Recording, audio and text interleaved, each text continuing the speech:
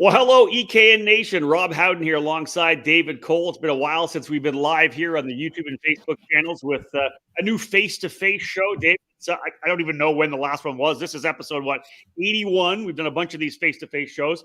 I'll bring you here in a second. But the bottom line is that it's really weird because we still have some races kind of going already to cap off 2024. But now we're turning around and potentially starting to talk out now, as we will, all off season, about 2025. Yeah, we're in that transition period of looking ahead to 2025 because, as you said, there's still a handful of events, some important ones, some big ones to come up that we'll be attending over the course of the next month or so, and then internationally as well too. A number of big events to cover before the 2024 calendar closes. So a lot to still cover, but again, you got to start looking ahead. You know, we keep doing it earlier and earlier each year, but, we're in the month of October. I say every time we turn the month to October, we really got to start looking at the next season. Yeah, different background for me here too, right? I am I'm in the Airbnb in just outside Newcastle Motorsports Park, about 8 minutes away. I was here for the Mark Harris Memorial 200, the return of the RoboPong 200 event this past weekend. Again, you were here last weekend at for the USPKS finale. We're both here for the Cup Karts North America Grand Nationals 8 this coming weekend, which is going to be a massive event. But yeah, again, like we talked about moving forward, but some big news actually, David. This is we always get a chance to kind of check in with our buddy Andy Seesemann. Big news coming out of that program in terms of the number one, his business. Full Throttle Karting, and of course, as well, the challenge of the Americas with a new signing, David, with Shinko Kart Tires, a very interesting development in the North American market. Yeah, that's going to be really the focus of this show and our conversation with Andy Seesemann. But I kind of wanted to get into last weekend a little bit, just kind of off the cuff, what your thoughts were about. You did the race report from yesterday and the whole weekend. What you thought of, because you never went to the RoboPong. Everybody asked me about that. I said, I've never been to the RoboPong. It was always a conflict with me. I sent you or Blaney or whoever went out to the race. Oh, it's just me. Yeah. Just you? 2007, I think, was the first year I went. That's when Tony Lineski and Christopher Larson won. The year prior to that was the Paulie Haraka, Ricky Rudd, the photo that you see in the Racers Grill there at Newcastle Motorsports Park. That was our first year kind of covering it, because that's when it just started to get really big. And then from there it grew to what it was. And so, yeah, I wanted to get your kind of off the cuff thoughts of the event. And, again, kind of very similar, the first time we went to Cup Karts, the thoughts of that. That's what it was like. The cool feel for me was the fact that it obviously wasn't massive, right? It was kind of a late confirmation of the event. So there was 20 teams all total, but we had 3 drivers from IndyCar in Will Power, Kiffin Simpson, Joseph Newgard. Had a couple of guys from the ladder system as well. Some big dogs, as we know, with Paulie Massimino and James Overbeck ended up winning, but it was all unknown for everybody. Because there were a couple, Will Power run the race before. Newgarden had, Charles Leclerc had raced it, but he wasn't racing this time. So really nobody kind of knew the strategy. And that's to be able to figure out how long you could go. If you had an hour session, like how long can you go on a tank, right? Nobody thought it was going to be a 2-stopper. Every time I got there or talked to anybody, they're like, no, 2-stop is going to be too tough. But as they started working on the mileage and getting into the draft with the KA100, not the tag that was run back in the day, it was really interesting. If you read the reports, right before, after the morning hour warm-up session, I talked to a bunch of guys, Kiffin Simpson being one, said, yeah, he goes, I think we can do it for sure. And same with Chase Jones, we can do it. So there was teams that were starting on a 2-stop. And the cool factor was there were guys that kind of pivoted mid-race. The Magic Kart USA guys were going 3 stops. I had a great chat with Jim Conlon about it, because Adrenaline Fixed Karting was teamed up with Magic Kart, because of course Jim's run the race for many years. With everything he does, right? So, but no, they were 100% figuring they were going to go 3-stop, and then everybody was able to go long. And in fact, 73 laps was the longest run we had for Lockie Hughes for one of the MPG crews. So I thought it was fantastic, just with the unknowns over the entire course of the race. That's kind of what it came down to. What was the weather like? Was there a big wind at all during the day? Perfect. It was literally, it was like 60 something in the morning. Yeah. I think 60 degrees. We got to almost 80 degrees by the time the race was over. Listen, when the race was announced last year, we knew it was coming in this weekend, and CKNA was pushed to the next week. And you and I were cursing Mike Adams, like, "Are you kidding me? You're going to make us race in the middle of October? It is going to be beautiful this coming weekend. It's ridiculous how good it's going to be. It's going to be low 70s." Maybe even mid 70s all weekend. Yeah, so a few people are going to be not getting negative text messages on the weekend for sure. So, sure, but yeah, it's glad that you guys didn't have the wind that we had during the oh, you guys can take the hurricane. Thank you situation for USPKS weekend and wet shoes that are still drying out in my garage. And perfect. It's so that'll be interesting to see next year when they do run the event again. Weather could have a factor in whether it's going to be a 2-stop or a 3-stop, because very true. Yep. Draft was a huge thing, as you said in the race report. So that'll be fun to watch. Like Eli Warren, it was hilarious. Eli, when they made the switch for Eli and the Magic Kart to go, he and Luke Powers, he had a good first stint, but literally he said the last stint, he could not leave. I think it was Jackson Wolney he was behind. He's like, he could stay with them, but he had to use the draft. And literally it started sputtering on the last lap.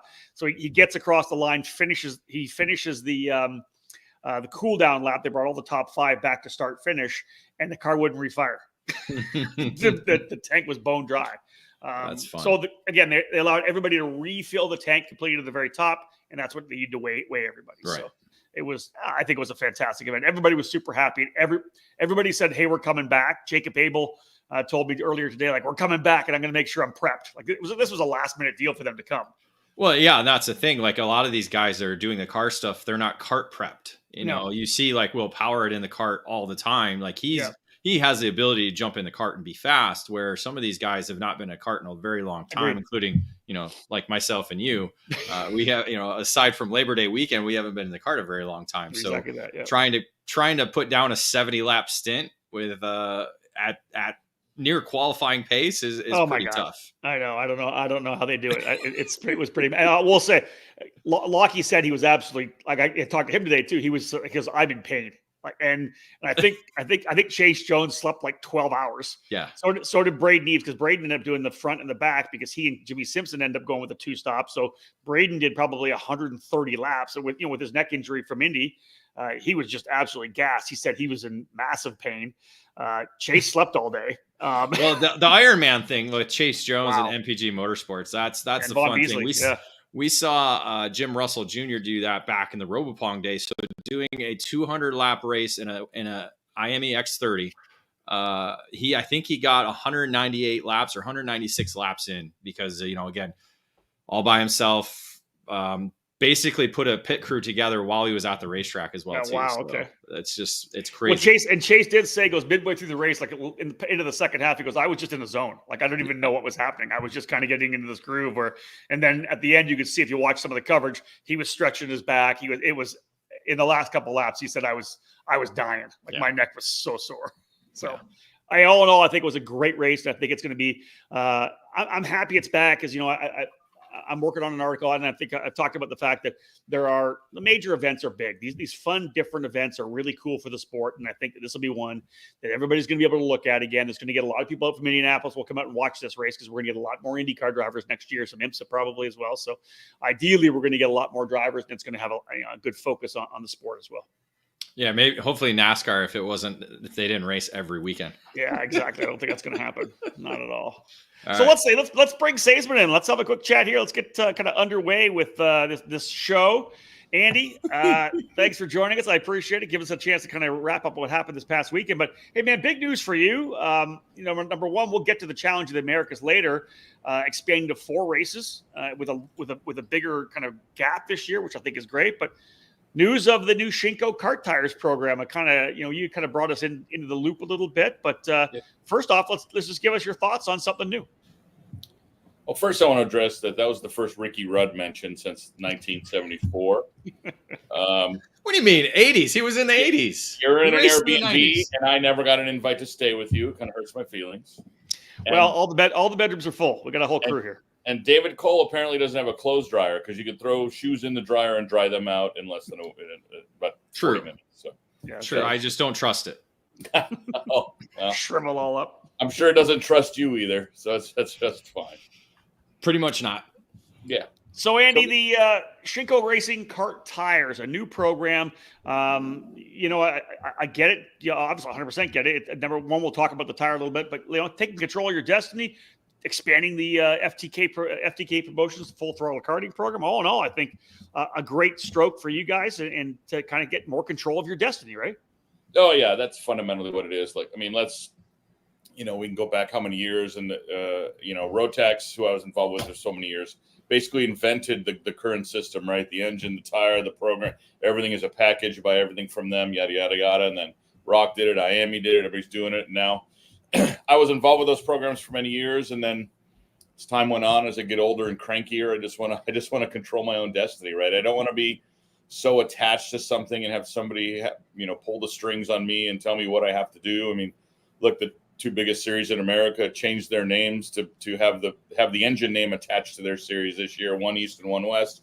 So the manufacturers have a ton of control. And like you said, fundamentally, I just at 54 years old, I want to control my own destiny for the next X amount of years, right?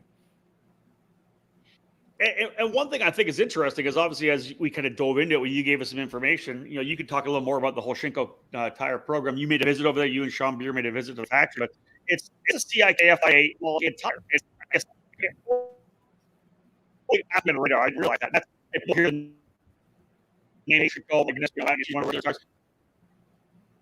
a CIKFIA. Rob, I think it's your internet. Yeah, and I didn't know if it was him or me, but you're fine. Yeah, it's your internet. It's all right. All right. Go back. Yeah, we're all in different internets. Yeah, catch back up. Oh, so I talked about the was a CIK tire. That was the one big thing for me. That's your major point. So I'll address that. Let you see if you can do fix yours. Well, somehow I fixed mine 2 seconds ago. So yeah, I mean, that's a big thing. That puts them in a different conversation. I mean, obviously, we talked a little bit about it in the press release, but Shinko's been around for over 50 years, right? They've been in the motorcycle tire, the bicycle tire. They've done kart tires for several years. They did some OEM work with Continental Tire. Their tires are on Kias and Hyundais, at least in the spare tire department, as far as Korea goes.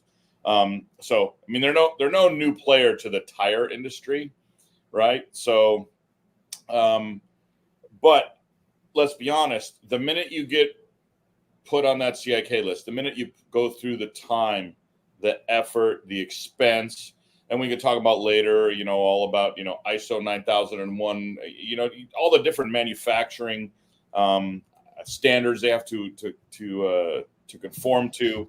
It just puts them in a different category, right? There's only 7 homologated tire brands of all the tire brands in the country, in the world. And, I point this out when somebody mentions something. 2 or 3 of the biggest tire run in the country aren't actually homologated, right? Obviously, they're based on a homologated tire, which is their twin, so to speak, right? But there's a couple that aren't homologated, so this just put them in different air, which put them on my radar in a big way. Do you want to talk about, kind of run us through the lineup of tires? If that's what we want to do, I want to do that early. Yeah, let's do that. Like, again, I love the fact, let's use this to educate everybody. This is a good opportunity for those who have tuned in. They're going to be able to come and see this on the YouTube channel or on Facebook to kind of learn more about it. You're the one that's diving into it. You're the one that's going to know which brands or which models. You're going to name some models you're going to bring in. What do you have as a lineup, and where are you going to put them in terms of categories? So they've been a great partner for sure already. So I mean, when you build a CIK tire, you always have to have a prime, an option, a wet, and sometimes a cadet, right? That's usually in the lineup, right? So the cadet, though, we never use in the U.S. because, as you know, the European rules, they use a 4.0 front and a 5.0 rear. So that that cadet tire it's never with us in North America, no matter what the brand. We tested the prime, we tested the option. We realized that the prime was what we needed for our program, which is similar to the other tires that are out there in the market. Similar speeds, maybe a little bit longer usable life to them. And then I started to work on a 4-cycle tire because, as we know, the 4-cycle, the business and the opportunity is huge in the United States. I mean, it's a huge. I mean, look, I will be at the same race. All 3 of us in 2 days will be at a 600 entry 4-cycle race, right? So So they made what was called a sport tire, but they never made it in a 6.0 because the 6.0 tire is a unique American thing, right? They don't exist in Europe. They don't exist anywhere else. So they had to build some molds for me and try some new things. And then they even made a harder tire. So they had a breadth of compounds, right? So, we went out and we tested, 5 different compounds. We went to several tracks. And, we got to the point where the prime was good for what I needed for challenge and what any really 2-cycle would need. And then we know that 4-cycle clubs and organizations come from 2 different places. You have some that literally run the hardest tire you can find on the market that's impossible to mount and last 7 years. And then you have the clubs that run a super soft tire where it's basically almost a 2-cycle tire where you have to put on tires every single race, right? And I didn't want either of those extremes. I wanted something in the middle. And then, so what we settled upon, which was the SHS 63, which is their green, and the SHS 72, which is their black. But I wanted to name them. So we sat down, we came up with the name Performance for the green tire and Endurance for the black tire. Okay. Which kind of lets them stand out in the market, right? Because you have some clubs that they're gonna want a little softer of the 4-cycle tire, and some are gonna want a little harder of a 4-cycle tire. And then obviously we have a wet tire. So for challenge, we're gonna run all the big kart classes on the prime, and then the cadets on the green, which is the performance 4-cycle tire green, which is a lot of programs will do it. They run the cadet in a little harder tire. So if anybody has any questions they want to bring them in, we have a couple up here. Let's drop the first one in here from Extra Kart Parts. Andy, question for Andy: distribution. What's the program for distribution right now? I mean, right now, we basically, I have 20 some odd dealers already based because of the Vega program, and obviously goes back to Levanto. Yeah, teams that have been associated with Challenge, West Coast teams where I handled the Bridgestone and then the Levanto and then the Vega. Right, the first 2 with Rock and then the Vega on my own. So for right now, obviously those are the first 2 programs, the first level of program. I'm working with a couple of tracks. We're not ready to announce yet. I'm going to let them make their announcement first to their folks before I make the announcement. But we'll piggyback on that. So we have a couple of tracks kind of in the Intermountain region here that are ready to make the switch. And then after that, I'll just work on a distribution plan. Right, I'm the importer, so I have the ability to kind of control that how I want. You mentioned doing some testing. Here's one from NorCal Carters. Can you name drop any of the teams or drivers who tested the tires for FTK? I don't care to. That always causes problems within the industry, right? I told you this story, and I'll address it again in a minor level, right? So, well, so-and-so got an advantage because he tested a tire. Yeah, he did a day in June at a configuration at a track we don't run. And I took all the notes. I didn't let the teams make any changes to their karts, and I took the tires home. So if a team feels like they didn't, they're disadvantaged to that. We literally changed tire pressure. If you can't figure that out in 20 minutes, you probably should. I was going to say it shouldn't take very long. It shouldn't take very long.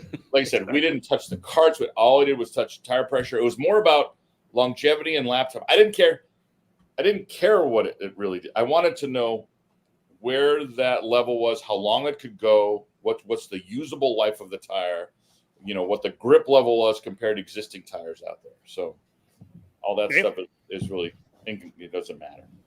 So a couple of things. You said June was when you first started testing the tire, so that you were introduced to it before you made that trip over in August to kind of seal the deal and make everything. What were you testing? Just things that the compounds they sent over to you, like different levels, or was it just one compound that they gave you and was like, here you go? No, we did. I did 3 different batches of a few different compounds. Like I said, I did 3 different tracks. Mm-hmm. People, if they can, they're all, within my region, so to speak. Right. So, most of them like on a Monday. I think all 3 of them were actually on a Monday. So it was kind of after a race. The track had some grip, but it wasn't crazy. But it wasn't. The track didn't change over the day. It's not like we were the only people there, pretty much. So it was just about figuring out.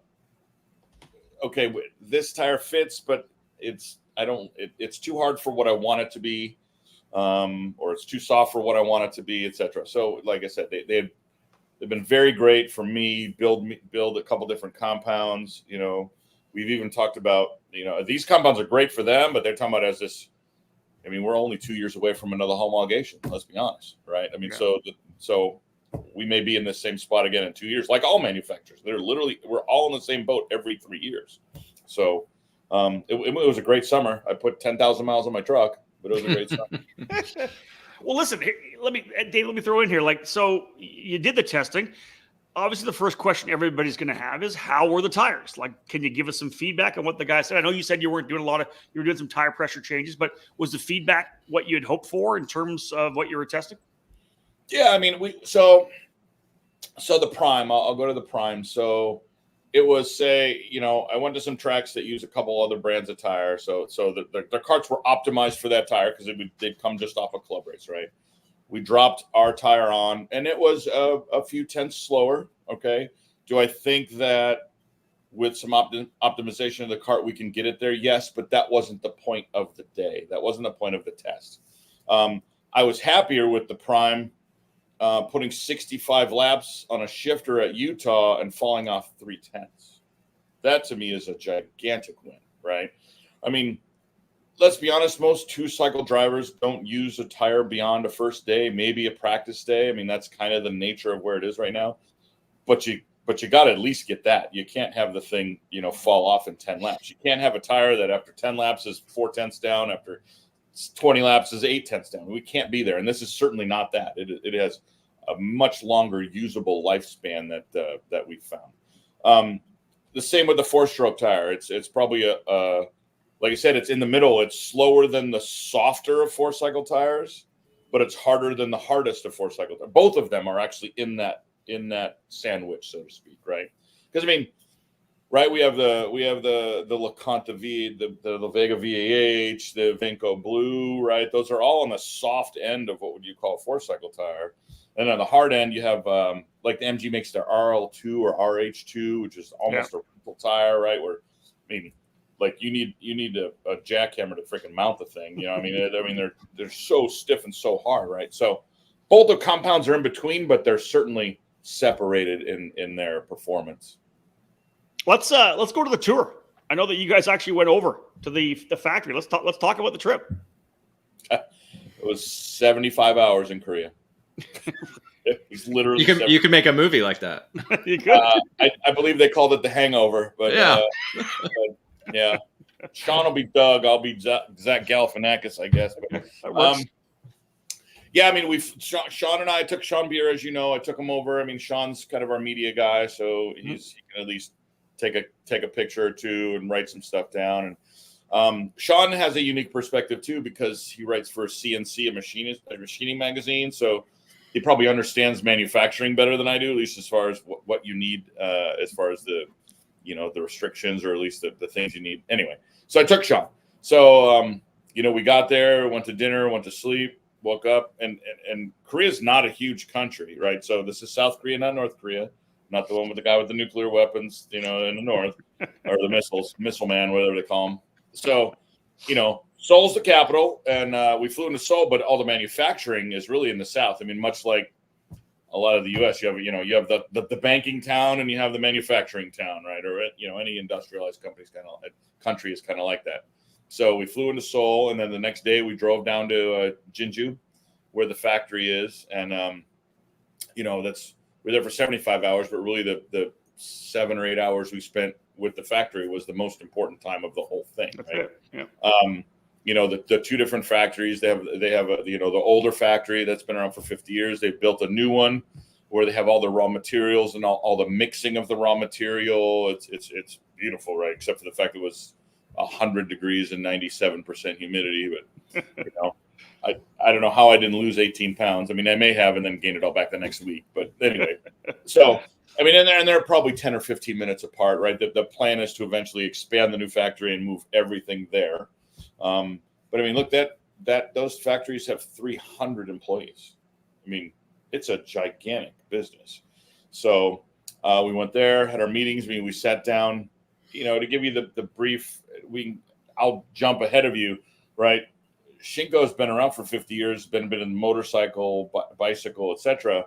Karting is a subsector of what they do, but it was important enough to have 6 people of the management team sit in front of us and have a meeting. Yeah. I mean, we weren't talking to the janitor and a sales guy. Like we had, I mean, you saw the picture. There was literally 6 people across the way with all the charts and figures and talking about production levels and everything else. So I mean, it's a huge deal. I mean, it was big.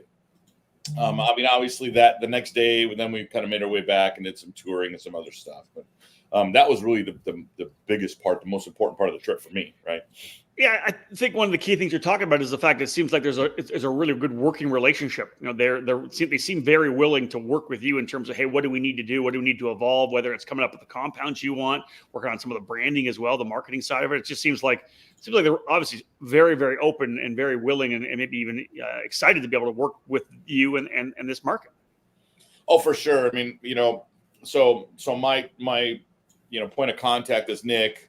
Don Mugli, but he goes by Nick, as many Asians have a kind of an Americanized name.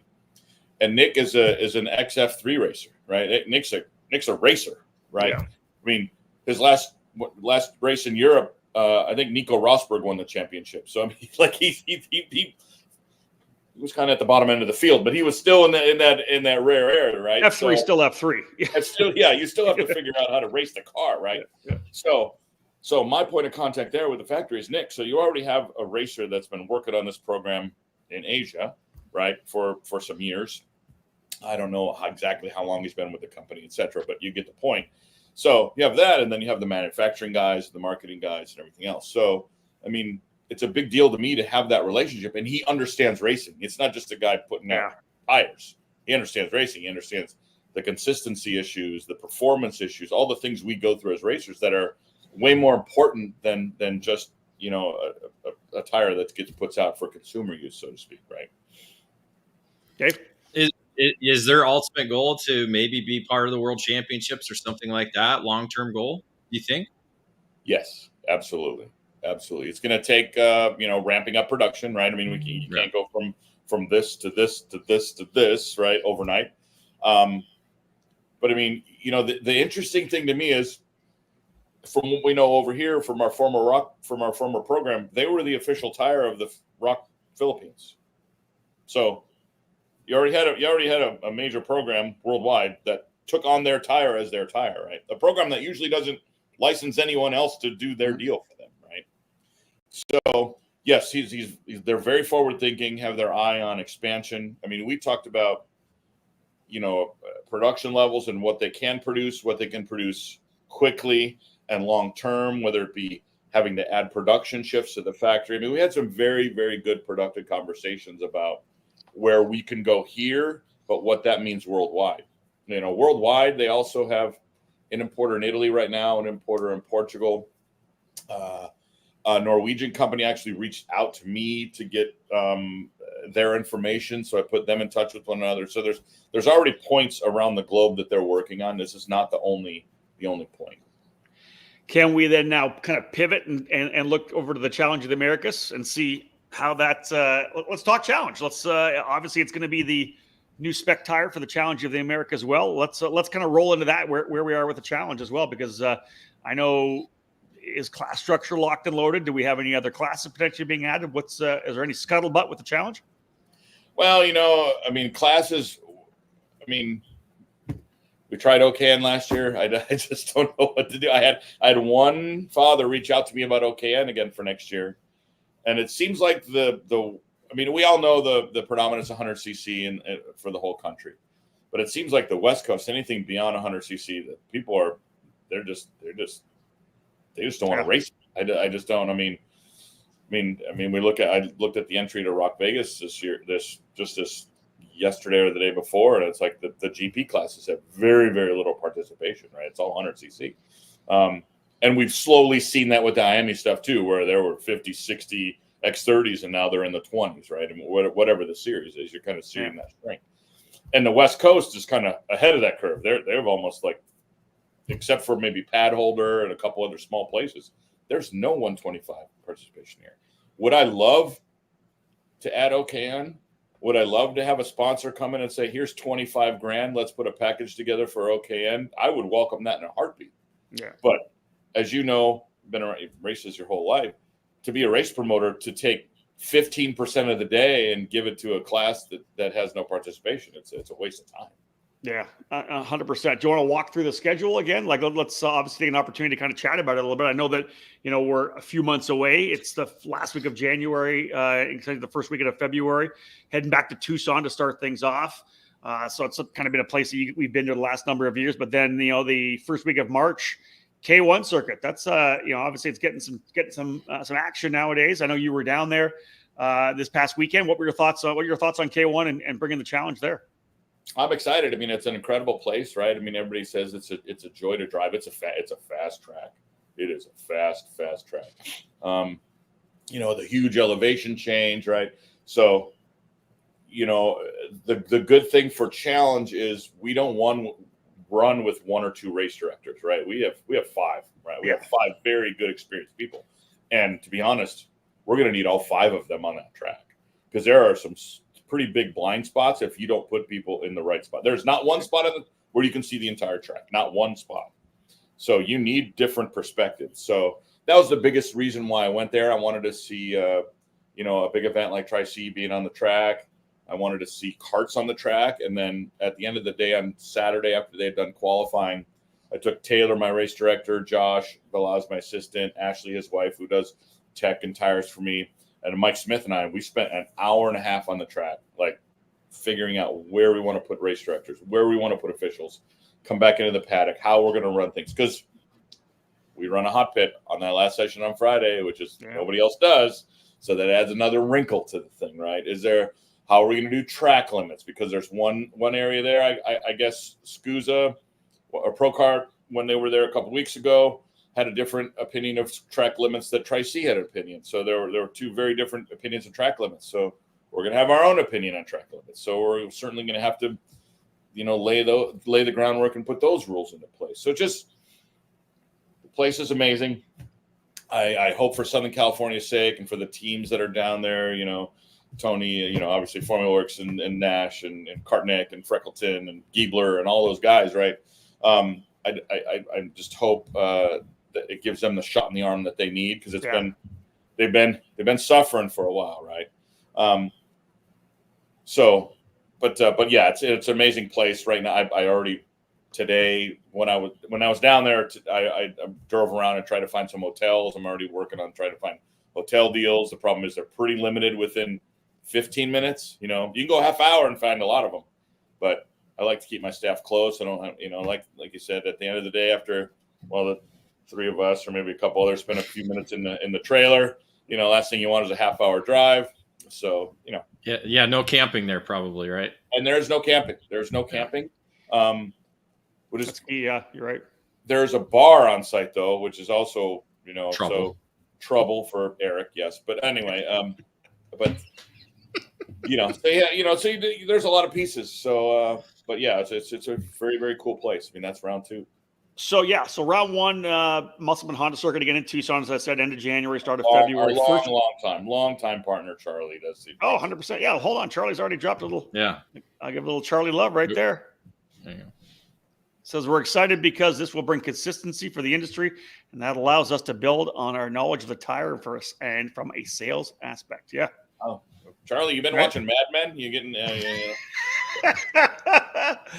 All right. So then again, we talked about the expansion of the series. You're going to 4 races this year. When we're done with the schedule, let's talk about kind of the motivation behind that and why you wanted to expand. But of course, back to Sonoma again. It's always kind of been your traditional closing race. That'll be the end of April 25th, 26th, 27th.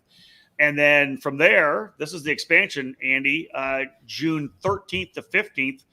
Utah Motorsports Campus. And I think the interesting thing is the expansion. When we get into it, it's going to open the door for potentially different tracks. But you go into June. We've always kind of been done end of March, end of April kind of a thing. Into June expands it into, really kind of puts you guys into more of a position as one of, obviously, I think the premier traveling series on the West Coast, right? Absolutely. I mean, we've always been that. But anyway, look, one year we were done like March 10th, March 15th. Yeah. Remember that? I think it was the really cold year we were in Tucson where it was 27 degrees, right, where we opened there. But yeah, I mean, for certainly the last couple years, challenge was always done by April 1 for 10 years. And then probably the last, 7 or 8 years as there's dueling Florida series and everything else. And it just made the schedule so impacted. So that's why I always stretched that third race into mid-April. And then with the addition of this fourth race, I see, what? People are always asking, why do we stop in April? Can we keep going? Right. Yep. So I wanted to stretch that a little bit. And looking at the other national calendars besides ours, it's like there was no race in June. There was no race. What I mean? There were just some dead spots there, which were perfect to fill in. Right. I mean, obviously, you guys know that July and August period, there's probably 6 weeks there where you both are, one or both of you are at a race on the East Coast, right? Where it's like bam, bam, bam, bam, bam. Yeah, nonstop. So it was hard for me to shove some in there. So I went, okay, let's finish in June. Let's see what 4 races does. And the feedback has been incredibly positive. People have been very happy with being able to add a 4th race. I got a call just last week from Aaron Nelliton, who had been a mechanic with Rollison for a long time, and then kind of runs his own program in the Northwest. He's like, yeah, I brought 2 or 3 to your program last year under the Ruthless 10. He says, I have 10 or 12 people interested this year coming from the Northwest. Wow, which we know what 10 or 12 is. That turns into 6 or 8. I mean, that's kind of how it all works, right? It's like anything in life. You got a sales list this long, and it kind of. But look, with 6 or 8 or 10 or whatever he's going to, that makes it viable for him to actually load a trailer. He's not just shipping stuff in and being with a team. Now that's another team in our paddock. And he said the Utah race actually allowed him to do that because it's a shot. Oregon to Utah is still, 12 hours, but it's not 30 or 40, right? Yep. So gave his people a bigger program to come to. So again, let's just ask some people. I'm sure people would ask, what was the primary motivation for it? Was it a lot of feedback? Was it you said, hey, listen, I need to expand this program right now, or was it feedback from people saying, as you said, hey, why are we stopping this thing? Was it kind of a lot of feedback from the paddock? Feedback for sure. Admittedly, with a little self-criticism, I was always afraid to expand. I thought, we had our little niche, and it was perfect in the winter, and the other guys controlled the summer. And we were good and they were good and everybody's well, now every organization raced from freaking January to September now. So why should I not be that way? I mean, what's the difference? We need to give our West Coast customers a reason to stay West Coast. And I don't, I could take a shot at guys, but I mean, there's the programs right now are focusing on everything east of the Mississippi. There's 2/3 of the country that's being ignored, after April. So it was an easy choice to make with the feedback that I've gotten. The hard part was asking my staff if they can handle it, because that was gonna be my next question. What did the staff say when you said we're going to 4? My staff have real jobs. Mark can only leave so many times, right? I mean, Taylor owns his own contracting paint business, right? Mark builds all the stores and remodels all the stores for Arizona Tile. Shelby's in charge of all warranties for Kia International Business. I mean, these are people that have careers. These aren't, I'm not insulting anybody else. These are people that have careers. So using their PTO to come work for me is probably not a highlight, even though I'm amazing. But so, I had to kind of clear it with them. And there's going to be some struggles. I think there's going to be a few races where you're going to see a person or two missing that are going to be able to fill in. So now my job is to kind of expand our crew. Maybe we get, we're going to have to expand by 10 or 15% to be able to suck up missing a person or two at each race. But, that's part of the deal. But as far as the customers and the teams go, they've been asking for it for years. I've just been, slow to do it. Listen, let's be real. You had tried to do some summer programs. We had tried to do, the Summer Fest and the race up at Pat's Acres. They've been asking for it. This is kind of bringing it right to a 4-race program. I think is a great idea. Now, here's the one thing I like is, again, this is the question that kind of begs to be asked now. It's been kind of a California-Arizona series, right? That's where we've been. We went to Cal Speed when we were there at the Arizona tracks, up to Sonoma. Well, now we're to Utah. That begs the question. We got some other tracks coming. Like, what's this 2026 look like? Do we think about a Colorado? There's we've had that conversation already. You know what I'm saying? Obviously, Greg and Todd and Ian and his crew over there, they're already like, hey man, when's our turn, right? Which I don't blame them, right? But admittedly so, they said, look, they're working on the containers and stuff this year. They have gigantic. I don't know if you've seen the building plans they got put together. I mean, you have a massive infrastructure build they're putting together next year. So it's like, yeah, let's talk about 26, right? So, in the end, I'm pretty lazy. I'm fine with the Rockies this way. I have no problem with that. And heck, when was the last track built? I mean, but until just recently, right? We had Moran, maybe Centennial the first time, right? But after that, we hadn't had a track built in the West for how long? And now all of a sudden we have K1, we have Colorado Circuit back online. It's like, holy cow! And then the Vegas circuit that's being built at Pahrump, Spring Mountain, yep. Right. So all of a sudden it's like, well, we have some tracks. So that's gonna hopefully it'll breathe life back into the West Coast. Obviously, as long as I have good relationships with the folks that run them, which I really do. We have a lot of options, right?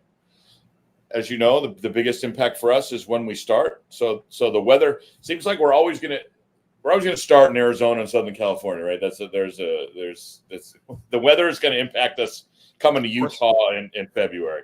Yeah. But certainly it does open us to a big geographic area and new tracks. Absolutely. Don't forget about this one. There you go. Yeah, that's Spring Mountain. Rob said. Yeah, I saw that, and I actually messaged with Curtis Cooksey because I think the Acceleration Kart Racing staff actually went out and banged some laps out there at Spring Mountain. Yeah, they're looking to open. We just got an email. I think it said October 17 is when they're going to start to do rental carts and opening up the racetrack. CRG dealer. They're going to be a CRG dealer, and they've got CRG rental carts. That's fantastic. And listen, by the way, speaking of Colorado, I mean, he's on board. Oh. If he can find his children, he's on board. Oh, David. He only lost one. He didn't lose both. Right. He was already won. And he was she was in the trailer anyways. She was, yes. That was the year he went 6-0. The only thing he lost that year was his daughter. Oh. Got you, Ian. I'm here all week. Tip your waitress. Yes. We say it because we love you. That's absolutely. Right. No, Ian, it was fun, man. It's been good. We have a lot of options, and I'm excited. I mean, so when does registration open? Let's go. I know, right? Just like David said, man, we're October talking about next year. Do you remember when we didn't even have to release schedules till October, November? Now guys are releasing their schedule in April. It's like, oh, my God, come on, man. Really? We wouldn't even be talking about the KMI Kart Expo yet. Exactly. At the end of February, right? At the end of February, middle of February. That's right. No kidding. No kidding. We typically open up the first week of December, somewhere in that first week. I mean, obviously, we give folks a long time to enter that first event, and then I typically close the first event pretty early because of all the massive early logistics planning I have to do. Kind of first event kind of sets the tone. Yeah. Somebody called me last year. Why'd you close it so early? I said, well, it opened 7 weeks ago. Did you not think about it? Like, you could have registered 6.5 weeks ago, right? But again, that's another podcast. That's another podcast about simply people not realizing that we need to know if you're going to be there at the racetrack so we can plan to bring tires and fuel and everything else and staff. Like you've always talked about X amount of entries needs X amount of staff. 20. So 20. Yep. Excuse me. It's six person. In my brain, it's 6 entries per person. That's my brain. So think about, right, I typically have, 120-ish, and I typically have 20 people, right? Think about the Supernats, it has 500, and Tom has 80-something, right? If you literally just divide it by 6, it's pretty much, the number's pretty close. So here you go. I was literally just going to say, hey, listen, if you've been obviously talking to team owners, I'm sure you've been connecting with them with the Shinko program now, but are there new teams coming in? Are people, saying, hey, we're going to be there or not? Here's the first one right here. I love it. Gary says Team GFC will be there supporting all the events for 7 seasons in a row. Yeah, I know Gary made a post on Facebook a couple of weeks ago that I've worked into a column I'm working on right now, a new morning coffee, saying, hey, listen, us West Coasters need to support West Coast racing, so we're not driving 3,000 miles to the other side of the country when we want to race, right? That's, again, there's part of I don't want to give it away, but part of it was about, you look back in the late 90s when we had Shifter Card Illustrated magazine, Southern California was the hotbed. Yeah. It wasn't Charlotte, North Carolina, right? No, it's cyclical. It's interesting how things cycle. will it be like that forever? No. In 4 years, will the West be dominant over the East? You never know, right? But I mean, just think about how things change, and it just cycles over. The funniest thing for me in karting is the last 10 years, where the most exciting thing is an engine design that's been around since 1957, and they shoved a starter on it, like 100 cc, 48 millimeter bore engine has been around for. Are we going to start talking about the HPV Pro Invitational? Yeah, there you go. There you go. Yeah, but look, it is what it is. I mean, it works. We just right. We have a good time, and we just if it ain't broke, don't fix it. Yeah, I mean, I get it, but something is a little broken about the West, so I'm trying to fix it. Listen. Well, and that's probably a lot of things that are kind of out of our control, don't you think? Because it's kind of like a society kind of thing where, I mean, you left California. A lot of other people are leaving California. It's it's a lack of tracks too. Come on, it's lack of tracks. So now, like you talk with Billy Musgrave of Factory Karts and other Southern California, like they're excited. They can't wait for this K1 circuit to be open every day of the week so they can go with a potential customer, go there, take them out on the racetrack and sell them a kart same day. Right. To where you have to, we have to drive an hour and a half for you to try this kart out. That's essentially kind of the problem. And we talked about it earlier, is like, Spring Mountain's going to do the same thing for the Vegas area. Like it's going to, even though it is a 45-minute drive, at least there's something going to be there where let's not kid ourselves. So's K1. Yeah. K1's a fair ways out, but look, that's the factor of what how much land is expensive, right? Right. Same thing. It's the same thing where I am in Ontario. It's a 30 to 40 to 45-minute drive, or an hour and a half for anything I go to from where I live. Right. If I'm going to a small percentage of the people, right? If people in Southern California go surfing, you still got to drive 45 minutes to the beach. Still got to drive an hour and a half to go skiing. Still got to drive 2 hours to go camping. So it's still got to drive an hour and a half to go ride your motorcycle in the desert. It's the same. Yeah, very true. Andy, anything else you want to hit on here? We've had asked some more questions. Not really much coming up here. Anything else you want to hit on before we wrap this one up? We're almost 48 minutes in. Well, with the first 17 minutes, you talked about the dang, race at Newcastle. Fantastic. And your Airbnb and David's wet shoes. So, we're not stopping. We had to come. Listen, we had to intro in. There's things to talk about. We haven't done this for a while. You were at least patiently waiting. We wanted to make sure your internet stayed on board. That's true. Really, that's what it was. And then Rob's went wonky on it. Yeah. No, I don't know what happened there. No, it's big. The big. You know what? To really wrap this up, and I really want to spend a few minutes on this, is something that we talked about with Sean today, as far as the quality of the product, right? So unfortunately, you have some folks that, I don't want to say uneducated or whatever, that immediately go, "Oh, I heard you got some Chinese tire," and they get wrapped into this thing. And I guess what people don't realize is how Western and how developed Korea is. I mean, Korea, if you literally look at like all the statistics about the standard of living, Korea's up in the upper of all countries in the world. They do whatever.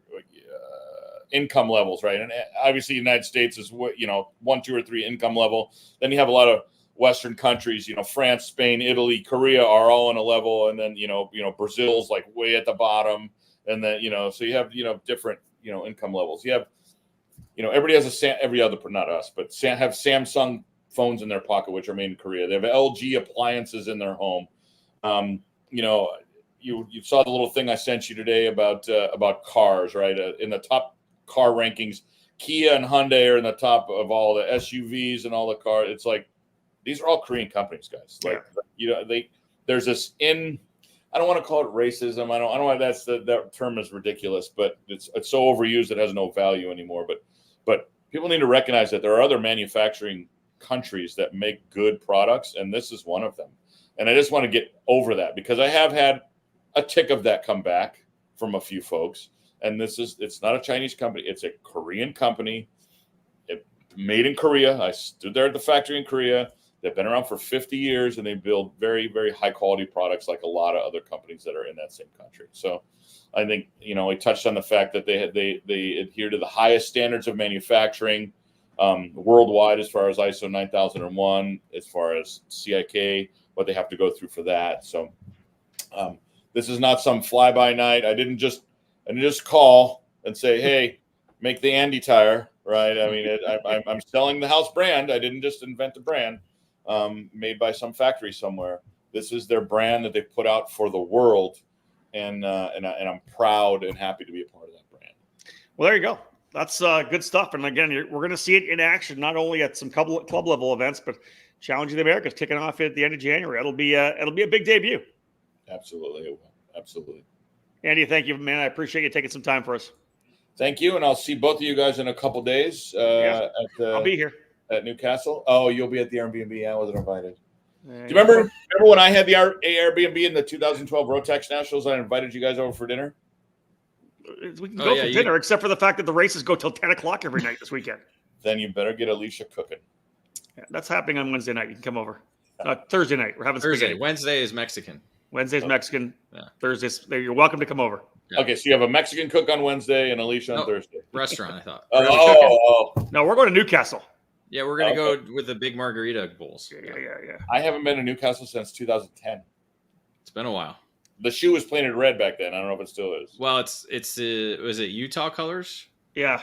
No, not Utah. What? Nevada. Nevada colors. I'm colorblind. I can't tell. It's blue. May have been New Mexico. I think it's blue. State. No, like University of Nevada. I thought they were blue, right? Isn't that blue. what coaching? I went by it earlier. It's blue, I think. I stayed there last week. It was blue. I thought it said it was Nevada. Maybe I'll look up. Did I dominate you in basketball there, or did I just follow you a lot? I think you followed me a lot. Well, it still worked. It was effective. Yeah. Andy, listen, we will see you. You're going to get the wrenches out. You're going to be working on Falcone's kart for the CKNA Grand Nationals. We'll see you there. I'm actually going to be spinning the spanners. Boy. Well done. Thanks a lot, buddy. Appreciate it. Thank you. See you later. So, David, big news, as we said. We talk about a lot of different manufacturers that we have here in the tire market, whether it's MG with the MG Avinco, Vega, Levanto, Hoosier, all the different tires that are used here. Add a new one to the game, and that's Shinko with Full Throttle Karting, Andy Seesemann. That's going to be part of the Challenge of the Americas. It's not coming in soft. Let's put it that way. It's coming in with a really good program that's around for a long time and with a promoter that's been around for a long time as well. We did have a question, and I believe this is when do you expect it to be available to the public? I believe it's November, Andy, if you can shake your head yes or no. Yeah, yes, it's November. So there you go. He's still in the camera, but down below. He's still hanging out in the green room. Yeah, he's in the green room. We'll come back and chat with him after. So there you go, David. A good opportunity to talk to Andy, talk about 2025 already, a new product, as I said, but already talk about the new season, expanded 2025 schedule for the challenge. Lots of racing going on next year. Yeah, it's going to be a new era, literally, again, for the challenge and something new and exciting. And again, their goal is to bring this international tire to the U.S. and kind of open people's eyes about it. And it'll be exciting to see how it performs on the racetrack and obviously the feedback from all the teams and competitors. And exactly, we'll probably hear more about it once people do get the tire, but we won't see it racing until basically when the challenge starts at the end of January. That's it. Yeah. Well, folks, thank you so much for tuning in to another edition of Face2Face, episode number 81. There's lots more coming when we get to the off season. We're going to have more time not being on the road as much as we have throughout this season. It's been a wild one through 2024. I think I'm 24 events. What do you do? I think you were 18 this year, or will be 18 this year. We're gonna have a little bit of a break coming up, which is nice. Not a long one. No, we'll have. It's not really a break when you have to prepare for the Super National. So that's true. Yeah, that's 3 weeks. People don't realize how much work goes into even Wyatt Lloyd, who thinks you work part time. Yeah, the part timer. Yeah. What does David do for full time work? Yeah, I just saw the photo that Deskins put up of us all together from last year's Super Nats. So he's yeah, it's great to be standing next to a part timer. That's it. Yeah, just phoning it in day to day. Phoning it in. Folks, thank you again so much. We appreciate it. Lots more to come this year. We got lots of interviews lined up, of course, face-to-face. We're going to talk to probably a lot of our series promoters, how they did in 2020-24 and plans for 2025 like we did today with Andy Seesemann for the Challenge of the Americas. But stay tuned. Lots more to come, as always, here on the EKN YouTube channel. Thanks again for tuning in. On behalf of David Cole, my name is Rob Howden.